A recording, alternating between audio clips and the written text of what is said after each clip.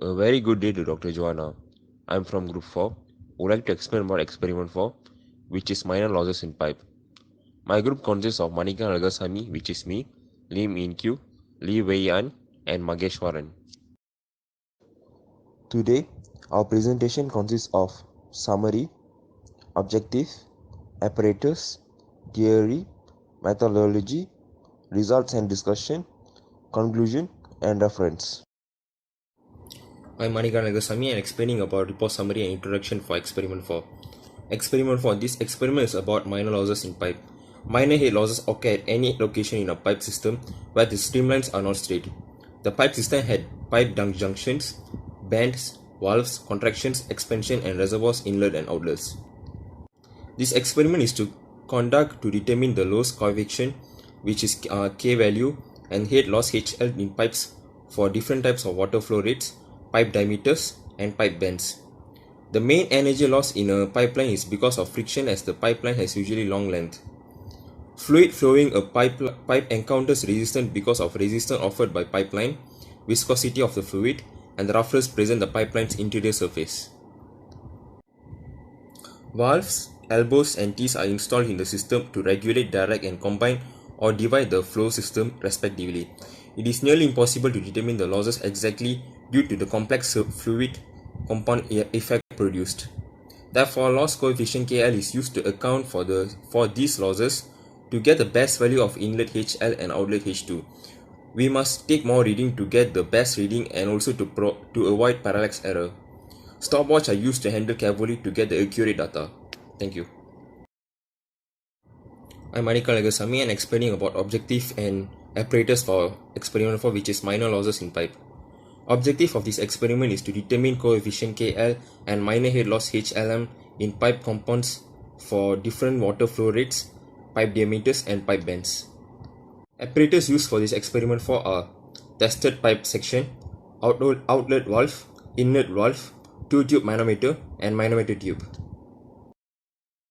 I'm Li Wei and now I'll explain about the theory part. By simplifying the Bernoulli equation between 2 points for the horizontal part, pressure loss and total head loss could be determined as follows.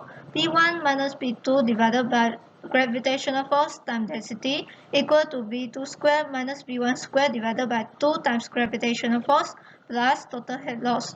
The measured head loss is equal to friction factor times length of the pipe divided by the internal diameter of pipe times flow of the fluid V squared divided by 2 times gravitational force, while the minor head loss is equal to friction factor, which is KL times V squared divided by 2 times gravitational force. Value of loss coefficient KL is strongly dependent on the geometry of the component considered as well as the fluid properties includes the Reynolds number. Reynolds number is large enough so that the flow through the component is dominated by inertial effects. Pressure drops and head losses correlate directly with the dynamic pressure. Thus, F for friction factor for very large Reynolds number in fully developed pipe flow is independent of the Reynolds number. As I said just now, KL is the function of geometry only, but in this experiment, KL value and the minor head loss in pipes for different water flow rates, pipe diameters, and pipe bends will be determined. For the loss coefficient for sudden expansion and contraction in circular ducts or pipes can be determined by using the figure 2 loss coefficients for flow through sudden area changes. The losses for a sudden expansion are based on the speed of flowing medium at region 1, whereas a sudden contraction are based on the speed of flowing medium at region 2.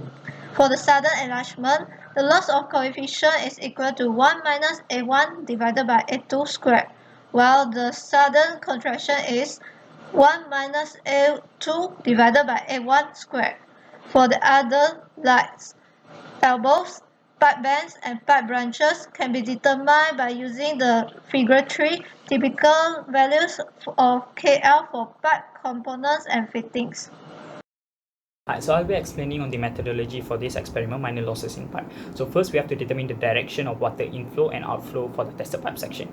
Then we have to fully open the inlet valve of the tested pipe section and then close the inlet valve for non-tested pipe section.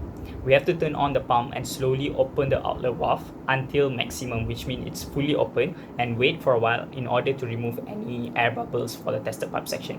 And then we have to identify the inlet flowing pressure and the outlet flowing pressure for the tested pipe section and connect the manometer tube from those inlet and outlet of tested pipe section to the 2-tube manometer. Then we have to record the values of the pressure at 2-tube manometer. After that, we have to determine the actual flow rate by recording the time taken to collect 3 liter volume of water at the tank. Then we have to reduce the opening of the outlet valve and repeat step 4 and 5 for 5 different values of the flow rate. After finish, we have to remove the manometer tube first to avoid bubbles in the tube. And then with pump is running condition, we have to repeat step 1 to step 7 for the other tested pipe section. And finally, we have to remove all the manometer tubes from the system, fully close the inlet and outlet valve, and turn off the pump and the main switch. So for the result, there are 3 types of data collected. So first is for sudden enlargement and sudden contraction. As we can see in table 1, there's 2 types of pipe involved, which is the sudden enlargement where the diameter increase, and the sudden contraction where the diameter of the outlet decrease compared to the diameter of the inlet. So the volume of water is collected at 3 liter, and the time, flow rate, and pressure has been recorded. And for table 2, the data has been recorded for elbows and pipe bends. So there are 3 types of pipe involved, which includes a 90 degree and also a 45 degree. And the water is being collected at 2 liter, and the time, flow rate, and also the pressure is being recorded. For table 3, the data has been collected for pipe branches. So there are 2 types of branches involved, which is Y type and T type. So the volume is collected at 3 liter, and the time, flow rate, and also the pressure is being recorded.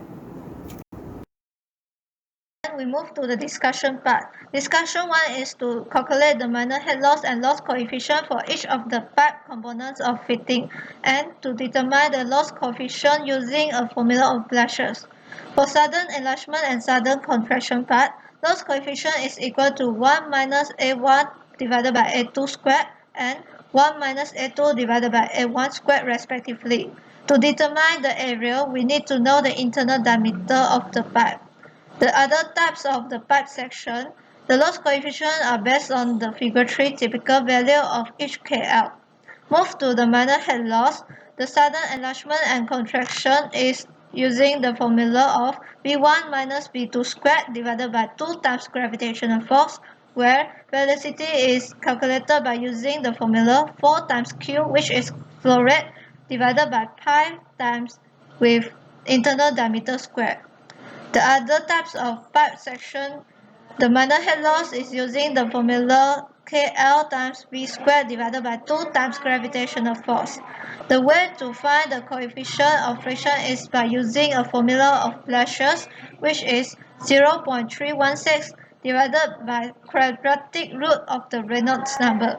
Reynolds number can be determined by using the formula velocity times internal diameter divided by viscosity, which is 7.1516 times 10 power of 7 meters squared per second. In this experiment, when the temperature of flowing medium is as a constant at 36 degrees Celsius. The loss coefficient is used to measure the minor head loss of a piping system. From this experiment, the value of the loss coefficient can be determined through several equations and table figure. Based on this given information, we can analyze the relationship between KL value and water flow rates, pipe diameters, as well as the pipe bends. First, based on the equation 4, KL value is inversely proportional to the square of water velocity. So, when the water velocity getting higher, the value of the loss coefficient will become lower. Next, water flow rate is directly proportional to the water velocity according to the formula of the water flow rate, which is Q equal to A times V. Hence, when the water flow in high speed, the water flow rate will become larger and lowering the value of the loss coefficient. Next, the theoretical KL value for sudden enlargement and sudden contraction can be expressed as equation 9 and equation 10 respectively. From both equations, the value of KL is significantly affected by the internal cross-sectional area of the pipe. And we know that the internal cross-sectional area will increase if the internal diameter of the pipe becomes larger according to the formula of the pipe area. Besides, according to the continuity equation, we know that the water flow rate keeps constant in the straight pipe. Hence, when the area increases due to diameter increases, the water velocity will become lower and increasing the KL value. Furthermore, for the pipe bends, we will refer to the figure 3 in lab manual. The KL value for a bending pipe depends on the angle, radius, and either the pipe in flagger or threaded. So first, from the KL values shown in the figure 3, the longer the pipe bending, the smaller the value of the loss coefficient. This is because the radius of the bending part increasing with the pipe bending, and it will smooth the change of direction, which causes the less pressure drop. And next, the value of the KL also decreases with the angle of bending, because the change of direction for the water flow is minimized. Moreover, the value of the KL for threaded pipe connection is higher than flagger pipe connection, because flagger elbows cause a smooth transition from one direction to another, but threaded pipe gives a rough surface for changing direction. In this experiment, there are several factors that affect the accuracy of the experimental data. The first error is parallax error, which is a common error in the experiment due to incorrect position of the observer's eyes to the scale reading. Next, presence of the air bubbles in the manometer tube and the piping system also influence the experimental data. This is because the air bubbles produce some vacuum space and alter the height of the water level. As a result, the actual reading of manometer cannot be obtained. The following error is leakage of the water from pipe or connection parts due to improper connection. Leaking of water will result in pressure drop and unsteady water, which cause the fluctuating reading of the water. And it will continue to affect the observer when taking the reading because the reading keeps on changing. Lastly, human errors also be a major factor that cause the inaccuracy of the results. There are 3 common mistakes that were made by the experimenter. First, careless in taking the values of the manometer. Next, poor technique due to the experimenter does not familiar with the process of the experiment. Finally, human errors in calculating due to mistake like inserting wrong data or using wrong equation. All the errors mentioned will significantly affect the accuracy of the data, and the poor technique may also lead to the safety problem. To minimize the errors, some recommendations are provided.